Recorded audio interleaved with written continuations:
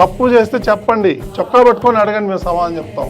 ఇప్పటి వరకు ఒక్క చిన్న పొరపాటు కూడా చేయలేదు. ఇప్పటి వరకు ఒక్క చిన్న పొరపాటు కూడా చేయలేదు. అది నేను గర్వంగా చెప్పుకుంటాను.